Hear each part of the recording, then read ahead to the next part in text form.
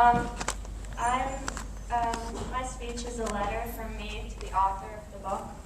So, yeah. To the ghost of Mr. F. Scott Fitzgerald, I'm here to talk about your book, The Great Gatsby. That book has helped me to understand the world so much more. Through poignant messages and symbolism, you have managed to convey the story of Gatsby, a man full of hope and unattainable dreams, and the darkness that surrounds him. One such poignant line is a description of Gatsby. Quote, "There is something gorgeous about him. It was an extraordinary gift for hope, a romantic readiness such as I have never found in any other person, and which it is not likely I shall ever find again." End quote. Gatsby has a dream, just as everyone has. His dream is to be liked by all and to marry the love of his life, Daisy, a girl from a fine old family that look down on people who are not from wealthy old families, people like Gatsby. Gatsby believes in the image so fiercely that he is blind to the facts.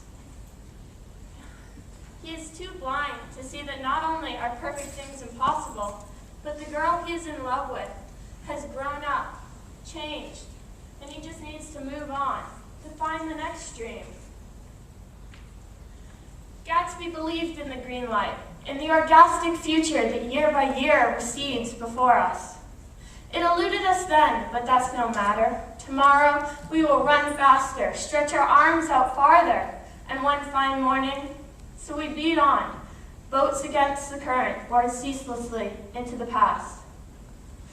I'm sure you know all this already, but I was saying it because I really connected to having a perfect image in my head.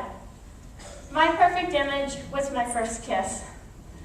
I had read so many books and watched so many movies that I was 100% sure what it was going to be like. He would be all romantic, and the kiss would be just, well, perfect. Obviously, that was not how it turned out. The kiss was just plain awkward, and for a while afterwards, I couldn't believe it. I couldn't let go of my perfect image. So I understand Gatsby and his fight for a beautiful, yet so unattainable dream.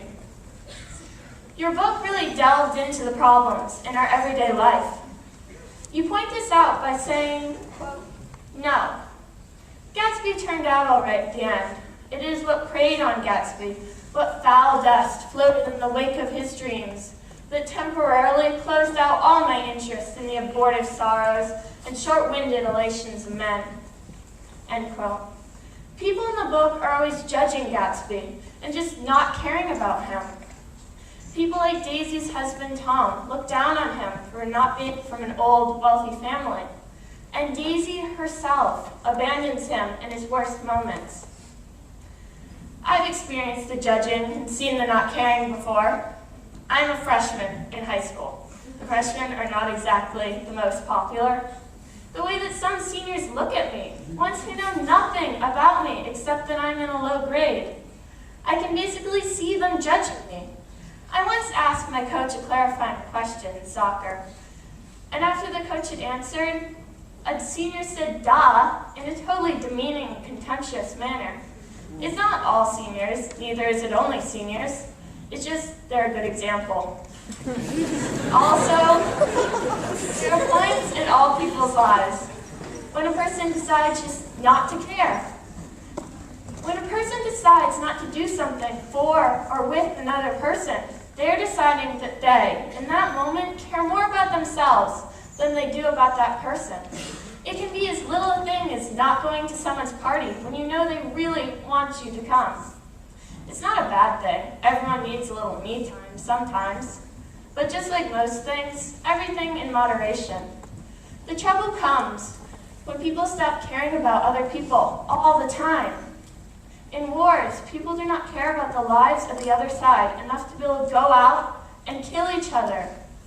Your book points out that not caring about other people causes problems. So if there's anything you should get out of this, it is that I loved your book. So thank you ever so much for writing it. Sincerely, Talia.